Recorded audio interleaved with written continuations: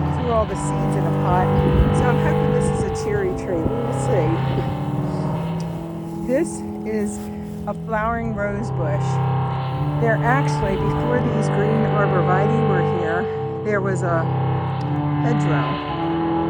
And I pulled that out because it was just too much to keep it trimmed back. These things, I just let them grow and grow and grow.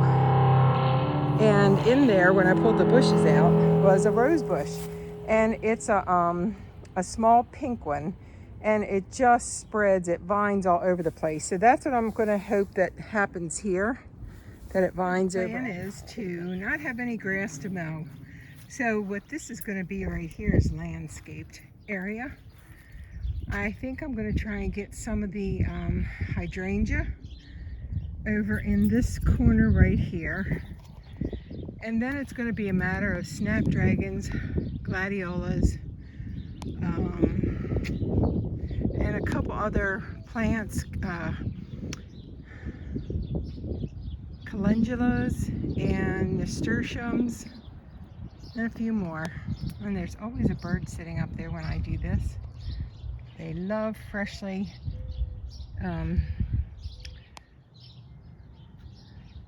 what do I want to call this? Dug up dirt. Yep, waiting for the worms. Anyway, so that's what it's going to be. Various bulbs, wildflowers, and just over here, these green things are like an orange lily. So hopefully I'll get some flags or irises in here. And that's a orange rose bush right there. There's a pink rose bush back there, two of them. One is a bush and one's a climber that's next to the trellis.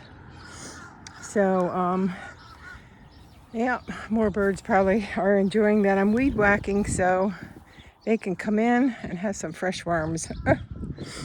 And I'm still working on the stump, but I did get quite a chunk out of the right side. So, only to find out, so I got a big chunk out of there, only to find out there's more underneath of it.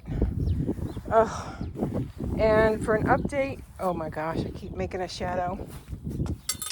It looks like the artichokes, 1, 2, 3, 4, have done well.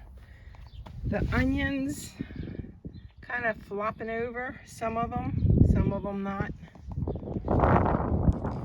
And I uncovered the cauliflower over here, but they're still not, that one wasn't doing good to start with.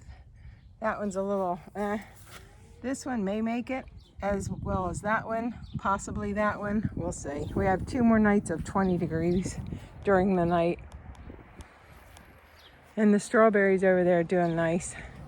Anyway, back to the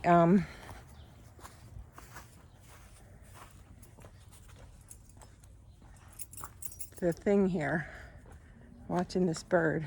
He thought I was leaving. Back to the tiller, and he's up in the tree. He's very hungry, I guess. Okay, let me take a rest so he can eat something. So, from there, around to the rose bush, across to the holly tree, and back to the peonies. All this is going to be, hopefully, back in the back, a hydrangea, and then dahlias, snapdragons, etc. Some bulbs, all kinds of stuff. And that way, I'll just have a little path. I'm still working on the cherry tree stump to come out, but the path will go that way.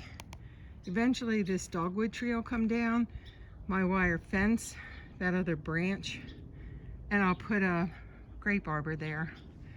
So for now, I'm done today anyway.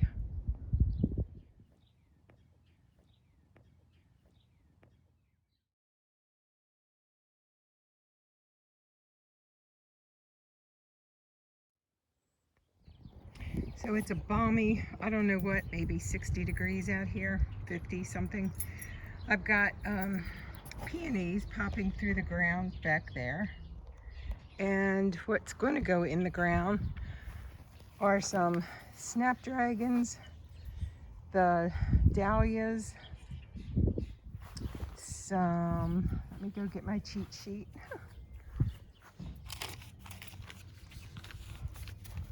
Let's see, you got your windmill dahlia and you have your Caribbean dahlia.